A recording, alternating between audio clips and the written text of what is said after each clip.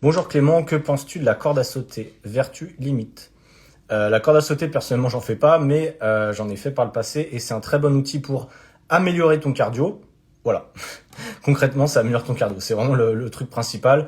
Euh, Ça a des limites, c'est que si tu es en surpoids, je te conseille de pas commencer par de la corde à sauter parce que c'est une activité avec impact. Donc logiquement, si tu as pas mal de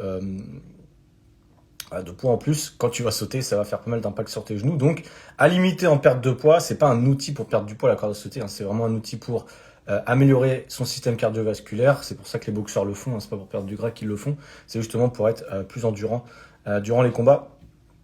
Donc voilà, c'est un très bon outil pour un échauffement, en fin de séance pour améliorer son cardio. Voilà, de faire ça de temps en temps, je pense que ça peut être bénéfique. Et les limites, c'est vraiment le surpoids potentiellement, ça peut être compliqué au niveau des impacts, tout simplement. Que conseilles-tu pour débuter une sèche? C'est assez général comme question, mais la première chose, ça va être de contrôler ton alimentation.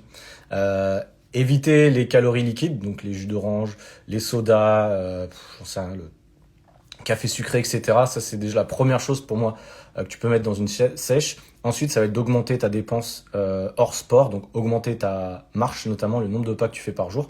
C'est des petites choses, en fait, mises bout à bout, qui vont faire que tu vas créer un déficit calorique et perdre du gras. Après, ça va être augmenter ta portion de légumes, augmenter potentiellement, si c'est pas le cas, ton quota de protéines, si tu n'en manges pas suffisamment. Et du coup, ça va peut-être réduire un peu les lipides et les glucides pour que ça crée un déficit. Mais si jamais tu ne sais pas exactement, Anthony, comment faire, tu fais potentiellement partie de la cible des gens qui sont concernés par mon challenge de 7 jours. Donc tu as le lien dans ma bio, c'est un challenge de 7 jours sur la nutrition qui est gratuit, dans lequel je vous explique comment mettre en place votre déficit calorique avec l'alimentation, avec le sport, etc.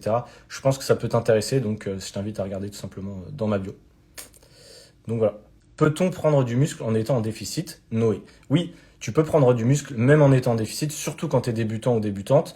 Ça a ses limites, évidemment, faut pas que tu sois en gros déficit calorique pour espérer prendre du muscle. Mais si tu es en léger déficit calorique, que tu es débutante, oui, tu dois construire du muscle si tu fais suffisamment de renforcement et si tu ne fais pas que du cardio, évidemment.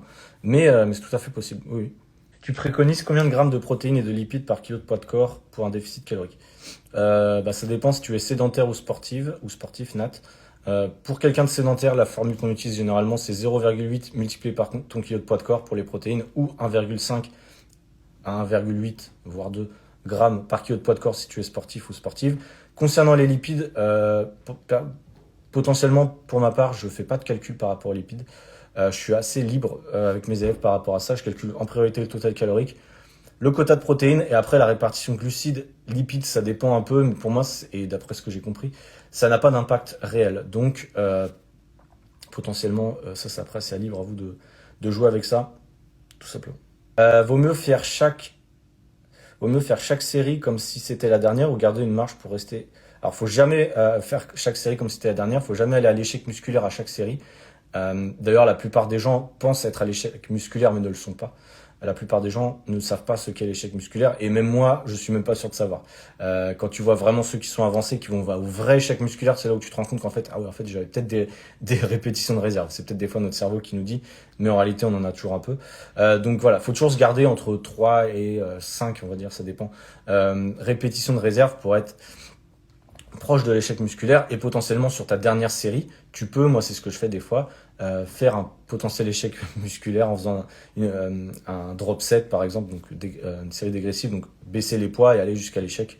Ça peut être aussi une idée. Faut pas le faire tout le temps, tous les jours, tout le temps, parce que c'est comme ça qu'on peut avoir limite un burn-out du sport. Donc clairement au niveau ton cerveau, ça va être compliqué si tu fais ça à chaque fois. Si tu fais un vrai échec musculaire, c'est galère à gérer au bout d'un moment. Tu vas pas récupérer correctement. Donc voilà. Sandra, salut Clément, que penses-tu de 1200 calories en semaine, 1500 le week-end pour quelqu'un qui a 35 kilos à perdre? Aucune idée. Sandra, j'en ai aucune idée, je peux pas savoir. Il n'y a pas de règle, il n'y a pas 1200 tu perds tant, 1500 tu perds tant, j'en ai aucune idée. Euh, Faut savoir que la perte de poids c'est personnalisé.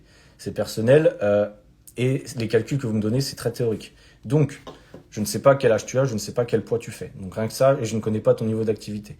Ce que je peux te dire, c'est que tu peux utiliser mon calculateur de calories, c'est gratuit.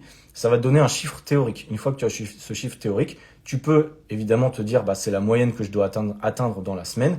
Et vu que c'est une moyenne, tu peux potentiellement la semaine prendre un peu moins de calories et le week-end te garder un peu plus de calories pour atteindre ta moyenne à la semaine. Ça, c'est une bonne idée. Maintenant, je ne sais pas exactement ta situation. Quel est le programme parfait niveau sport pour perdre du poids? Il n'y a pas de programme parfait pour perdre du poids, Alexandre. Sinon, ça serait trop simple.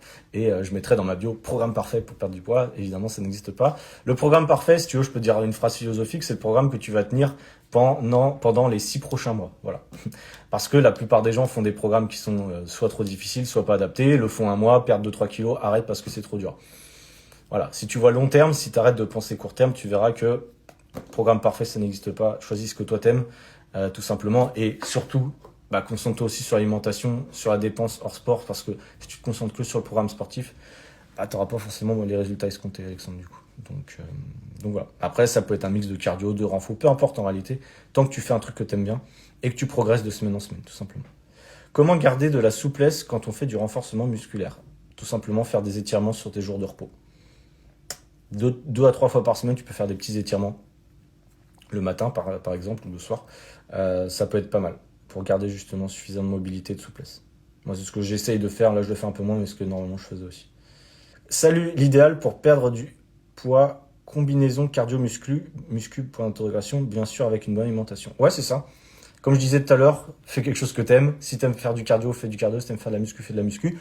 Évidemment, je te conseille de faire les deux, potentiellement, pour faire du renforcement, donc te construire une certaine masse musculaire pour augmenter ton métabolisme. Je pense que ça peut être une bonne idée. Avoir un corps plus harmonieux et qui te plaît.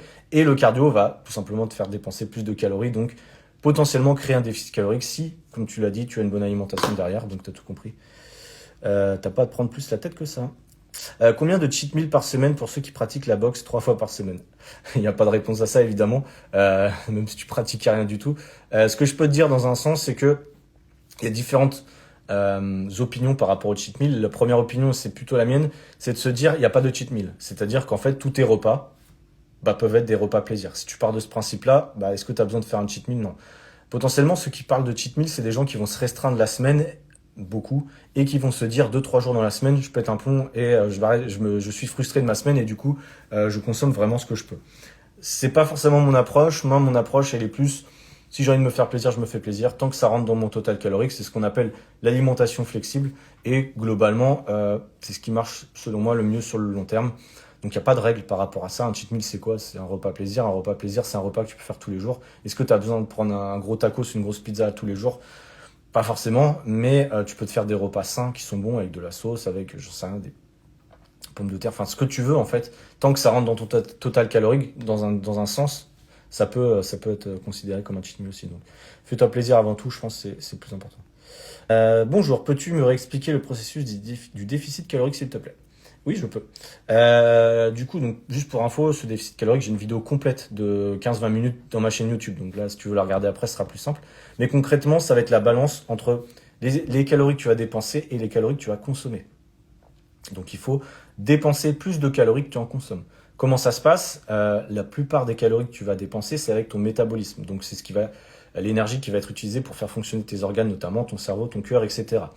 Donc voilà. Après le reste, ça va être ta dépense avec le sport, ta dépense hors sport. Si tu fais le ménage, le jardin, la cuisine, tu marches dehors, etc. Ça c'est également à prendre en compte. Le plus tu es actif ou active, et le plus facile, ça sera au niveau de l'alimentation. Parce qu'ensuite derrière, tu as tes dépenses et tu as tes apports. Donc au niveau des apports, pareil, va falloir essayer de privilégier le volume alimentaire, c'est-à-dire consommer une grosse portion, d'avoir des grosses assiettes, mais qui fasse qu'il n'y a pas trop de calories. C'est-à-dire potentiellement limiter les aliments très transformés, limiter les aliments riches en lipides. Les lipides, c'est quoi? C'est l'huile d'olive, l'avocat, etc. C'est bon dans un sens, il faut en avoir un petit peu, mais c'est également extrêmement calorique. Par exemple, ça fait 9 calories pour 1 gramme. Donc du coup, potentiellement, ça peut remonter assez vite au niveau total calorique. Donc ce que je t'invite à faire, si jamais, parce que je t'ai expliqué ça rapidement, tu as ma vidéo, le déficit calorique sur ma chaîne YouTube, tu as le lien dans ma bio. Ça t'explique en gros avec des schémas comment ça marche, comment tu peux créer ton déficit. Ça sera plus simple pour tout comprendre si tu veux. Dante. Manon 31, salut Clément, peut-on faire un cheat meal en essayant de faire un rééquilibrage alimentaire? Oui, manger des brocolis et du poulet tous les jours, c'est compliqué. Personne t'a dit qu'il fallait manger des brocolis et du poulet tous les jours. Ça, c'est une erreur que je vois très souvent. C'est je fais un rééquilibrage alimentaire, du coup, je mange les trucs qui me semblent le plus sains. C'est pas forcément ça, je le rappelle, c'est pas les aliments en tant que tels qui vous font perdre du poids. La base principale, c'est votre total calorique de la journée. Donc l'ensemble des calories que vous consommez. Évidemment, il faut une bonne source de protéines, une bonne source de légumes aussi. Mais est-ce qu'il faut manger des brocolis? Non. Est-ce qu'il faut manger du poulet? Non.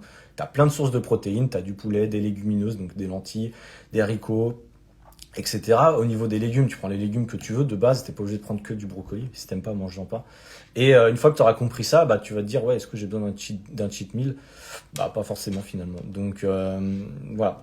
Moi, j'ai aussi des jours plaisir, hein. Généralement, je me garde 1 ou 2 jours où je mange, tu vois, à l'extérieur, au restaurant, etc. Et le reste de la semaine, je me fais plaisir aussi. Généralement, je mange des pâtes, du poulet, du steak haché, du riz, mais toujours accompagné de légumes. Et ça rentre dans mon total calorique. Et je suis extrêmement actif. Je marche mais généralement minimum 10 000 pas par jour. Je m'entraîne 4 à 5 fois par semaine. Donc, pour moi, c'est relativement facile. Mais ça a mis du temps à mettre en place ces habitudes-là. C'est vraiment ça qu'il faut comprendre. Et qu'il ne faut pas changer du jour au lendemain en disant, voilà, je mange du poulet et des brocolis tous les jours parce que tu vas pas tenir longtemps. Ça, c'est sûr à 100%. Et même si tu arrives à ton objectif, au bout d'un moment, tu en auras ras-le-bol et tu vas recommencer potentiellement tes anciennes habitudes. Donc ça, c'est pas un rééquilibrage alimentaire, ça s'appelle un régime.